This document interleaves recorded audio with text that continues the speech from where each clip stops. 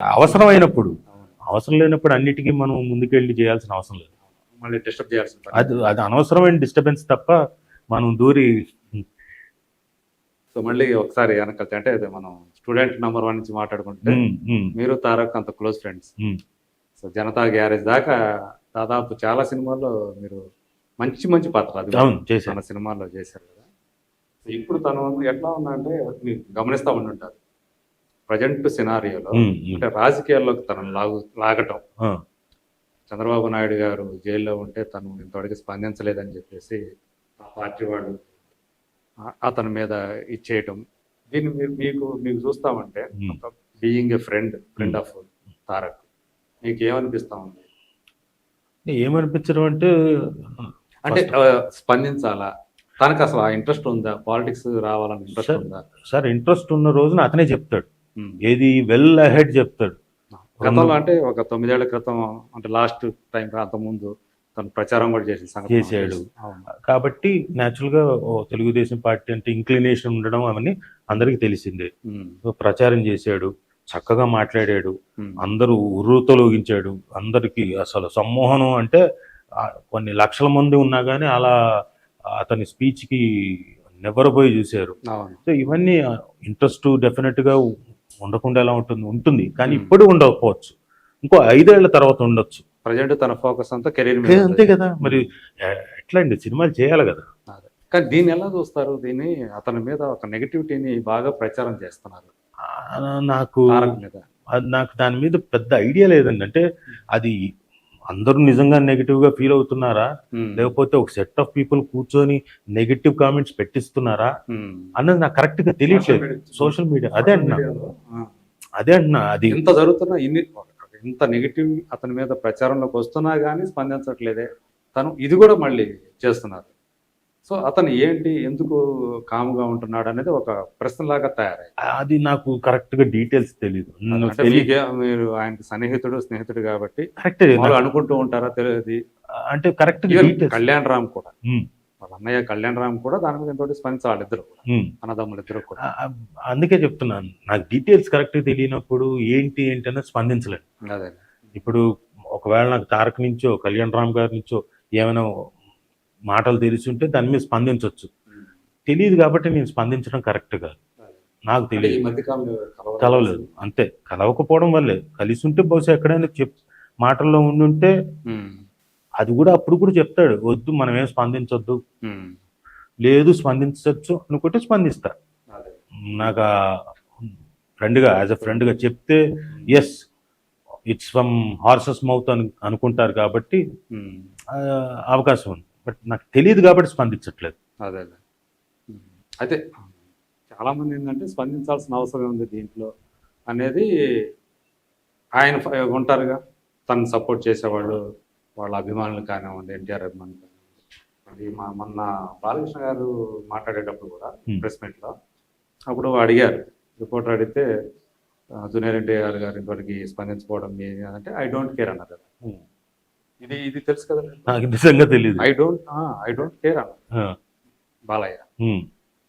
So దీని మీద కూడా అంత ఇది వైరల్ అయిపోయింది. ఓకే, సో ఏంటి అసలు అతని జూనియర్ ఎన్టీఆర్ స్టాండ్ అనేది చాలా మందికి ఒక పెద్ద క్వశ్చన్ మార్క్ లాగా అయింది. సార్ నేను అనుకోవడం తారక్ స్పందించకపోవడానికి కారణాలు నేను అనుకోవడం చెప్తాను. ఇప్పుడు మీరు అడిగారు కాబట్టి ఎంతసేపు 4 ఏళ్ళు 3 ఏళ్ళు ఆగిపోయింది ఏది, లేకపోతే ఆ టైం పీరియడ్ లో 3-4 సినిమాలు చేయాల్సిన వ్యక్తి ఆ టైంలోనా? అంతేగా. ఇప్పుడు RRR చేయాల్సిన టైంలో ఆ టైంలో 3-4 సినిమాలు చేయాల్సిన టైమే కదా, అది ఆగిపోయింది. కాకుండా ఇప్పుడు ఈ సినిమా చేయడానికి, దేవర చేయడానికి కూడా దాదాపు 1 సంవత్సరం వెళ్ళిపోతుంది. మ్యాగ్నానిమిటీ అద్భుతంగా, బిగ్ క్యాన్వాస్ మ్యాగ్నానిమిటీ ఉంది. 2 parts అని చెప్పేసాడుగా డైరెక్టర్. తెలీదు, డైరెక్టర్ ఓపెన్ చెప్పారా? స్టేట్మెంట్ ఇచ్చాడు. ఓహో, నాకు అది తెలియదు. మొన్న 3 రోజుల క్రితమే తను వచ్చి తను ఒక వీడియో రిలీజ్ చేశాడు. ఓకే, ఇది అంటే మేము మామూలుగా అనుకున్నాం, ఒక సినిమా అనుకున్నాం, కానీ అది చూస్తా ఉంటే వెళ్తా ఉంటే ఇది అంటే ఒక సీన్ కానీ ఒక డైలాగ్ కానీ మనం దాన్ని తీసేయడానికి లేదనిపిస్తా ఉంది. అందుకని 2 పార్ట్లుగా దీన్ని చేయాలనుకుంటున్నామని ఆయనే వచ్చి కెమెరా వచ్చి చెప్పాడు, మరి చూడండి రిలీజ్ చేశాడు. ఓకే, మరి ఇంత మ్యాగ్నానిమిటీ ఉన్న అంటే ఈ పీరియడ్ లో యాక్ట్ చేయాల్సిన నేను అనుకోవడం. అదే. తనకి న్యాచురల్గా యాక్టింగ్ అంటే విపరీతం కదా, ఇంకా టైం ఉంది కదా చేయడానికి, అవును. వాట్ ఎవర్ ఇంకా రావడానికి కూడా టైం ఉంది కాబట్టి ఉమ్. ఆ, కాబట్టి ఈ సినిమాలు ఇవన్నీ ఎక్కువగా దేని మీద కాన్సన్ట్రేట్ చేద్దాం అనుకుని ఉంటాడు. అదే. అందుకని దేని మీద స్పందించకుండా ఉన్నాడేమో అనుకుంటున్నా. మేబీ అంటే అదే మనకి అతను చెప్పేదాకా వాళ్ళిద్దరు అన్నదమ్ములు ఎవరో ఒకరు చెప్పేదాకా వాళ్ళు ఎవరికీ చెప్పేదాకా తెలియదు. మనకేం తెలియదు. లేకపోతే ఎవరితో పంచుకుంటేనైనా తెలుస్తుంది. అంతే. సో ఇప్పటిదాకా అయితే అది గుంభరంగానే ఉంది. ఆ, కాబట్టి తెలియదు. ఇంకొకళ్ళు ఏంటంటే అవతల పక్షంలో ఆయన క్లోజ్ ఫ్రెండ్స్ వీళ్ళు ఉండరు కదా, నాని, కొడాలి నాని, వల్లభనేని వంశీ. సో అందువల్ల కూడా ఈయన ఎడ్డు కాకుండా అలా ఉన్నాడు, వయామీడిగా అట్లా చేస్తా మాట్లాడకుండా ఉన్నాడు అనేది కూడా, అంటే ఎందుకంటే కొడాలి నాని మాట్లాడు దీని మీద అని ఆయన స్టేట్మెంట్ ఇస్తున్నాడు, ఒక పక్క నాని. ఓకే. సో ఇలాంటి రాజకీయం ఇప్పుడు జూనియర్ ఎన్టీఆర్ గారి చుట్టూ నడుస్తూ ఉంది. సో ఏమవుతుంది ఏంటి రేపొద్దున ఏంటి అనేది మరి చూడాలి మనం. సో మీకైతే రాజకీయాలు ఏమైనా ఇంట్రెస్ట్ ఉంటుందా? నాకా అంటే రైట్ టైం అనుకున్నప్పుడు వస్తాను, కావాల్సిన టైంలో సమ్వేర్ ఓకే మంచిది అనుకుంటే, ఇఫ్ నేను గనక టైం కేటాయించగలను, నేను నేర్చుకొని, అది కూడా మనకు తెలియకుండా ఆషామాషిగా రేపు పొద్దున్న రమ్మన్నారు వెళ్ళిపోయి పట్టుకొని వెళ్ళిపోవడం కాదు. ఆ పొలిటికల్ సైన్సెస్ అనేది నేర్చుకొని దాని మీద 1-2 సంవత్సరాలు దాని మీద అధ్యయనం చేసి ఆ తర్వాత నిజంగానే okay I'm fit for this అనుకుంటే అప్పుడు వెళ్తాను, లేకపోతే లేదు. ఏ పార్టీ వైపున ఇంక్లినేషన్ అనేది ఉందా? అది ఇప్పుడు చెప్పలేం కదా. ఓకే, అది ఇప్పుడు చెప్పలేను. అప్పటికేమవుతుందో ఏంటో కావాలనుకున్నప్పుడు అది ఎప్పుడో తెలియదు.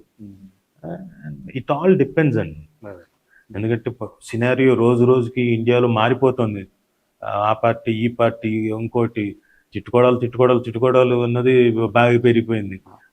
రాజకీయాలు అంటే ఒకరికి కొమ్ము కాయాలి, ఒకరికి అది ఓకే, ఒకరి నుంచి వ్యతిరేకత ఎదుర్కోవాలి. కరెక్టే, కానీ తిట్టుకోవడాలు అన్నది లేదు కదా. ఇప్పుడు వేరే లెవెల్కి వెళ్ళిపోయింది, వేరే లాంగ్వేజ్ లెవెల్కి వెళ్ళిపోయింది.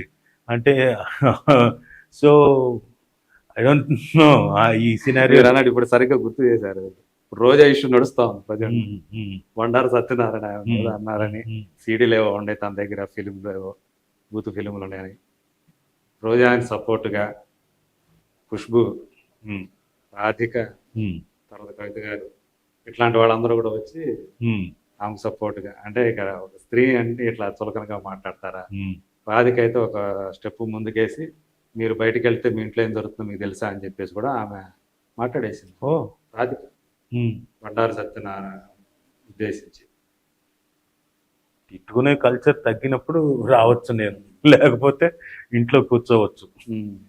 మీరేనారా? మీరు ఇది తెలుసు కదా, ఇదైతే తెలుసు. తిట్టడం వరకు, తిట్టుకోవడం వరకు. సినిమా వాళ్ళ గురించి ఇలాంటి ఒపీనియన్లు, ఇలాంటి మాటలు మాట్లాడే వాళ్ళ గురించి మీరేమంటారు? అంటే డెఫినెట్గా సార్ తప్పు సార్. ఒకటి, ఎందుకంటే సినిమా వాళ్ళు మీకు బోల్డ్ అంత ఎంటర్టైన్మెంట్ ఇస్తారు. మీకు మొత్తం అంతా మీరు పడిన కష్టానికి, అంటే రోజు కష్టపడతారు, ప్రతి వాళ్ళు కష్టపడతారు, మార్నింగ్ నుంచి ఈవినింగ్ దాకా. పాలిటిక్స్లో ఉన్న అతిగా ఇంకా ఎక్కువ కష్టపడతారు. వాళ్ళకి పర్సనల్ లైఫ్ అంటూ ఉండదు, వాళ్ళంతా ఇంకా పబ్లిక్ లైఫే. వాళ్ళకి ఎక్కడో ఒక చోట సినిమా అన్నది రిలాక్సేషన్ ఇవ్వచ్చు. అలాంటి సినిమా వాళ్ళు అలాంటి వాళ్ళని పట్టుకొని కమెంట్ చేయడం భావ్యం కాదని నా ఉద్దేశం. ఎందుకంటే ఎప్పటి నుంచో ఎక్కడ చూసినా సినిమా వాళ్ళు అక్కడిక్కడ ప్రచారాలకు వెళ్ళిన వాళ్ళే తప్ప నష్టం కలిగించిన వాళ్ళు కాదు, ఎవరికి ఇబ్బంది కలిగించిన వాళ్ళు కాదు. సో ఎందుకని ఏ ఇష్యూ వచ్చినా కానీ అందులో కనుక సినిమా వాళ్ళు కనుకుంటే వాళ్ళ మీద ఈజీగా, అంటే పబ్లిక్ లైఫ్ లో ఉన్నది పొలిటీషియన్, సినిమా వాడు, అంతే. These two people. సో అందు గురించి ఈజీగా సాఫ్ట్ టార్గెట్, ఈజీగా మహా అంటే ఒక చిన్న రాయి స్పెక్ ఇలా విసిరితే చాలు మొత్తం అద్దం పగిలిపోతుంది సినిమా వాళ్ళ జీవితం. మొత్తం అందరికి అదే అంటున్నా, అది తప్పంటున్నా.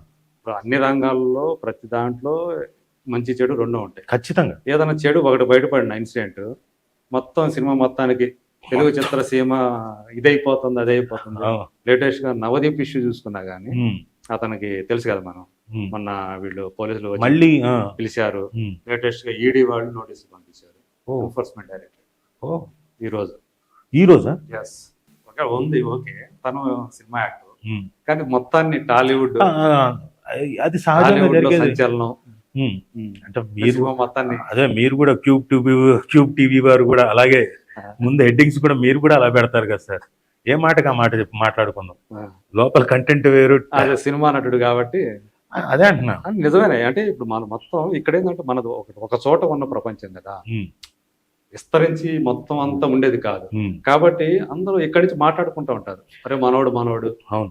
మన నవదీప్ని ఇట్లా ఇట్లా అన్నారు కాబట్టి మొత్తానికి ఆపాదించేస్తారు. ఆ. అది కొంచెం మన మనసుకు బాధ కలిగిస్తుంది డెఫినెట్ గా కొంచెం మిగతా కాదు, వాళ్ళందరూ కూడా. చాలా మందికి బాధ అనిపిస్తుంది. ఉమ్. ఎందుకంటే దానివల్ల ఏమవుతుందంటే మిగతా వాళ్ళకు కూడా, చూసే వాళ్ళకు కూడా, బయట నుంచి చూసే వాళ్ళకి సినిమా వాళ్ళంతా ఇంతేరా, ఉమ్.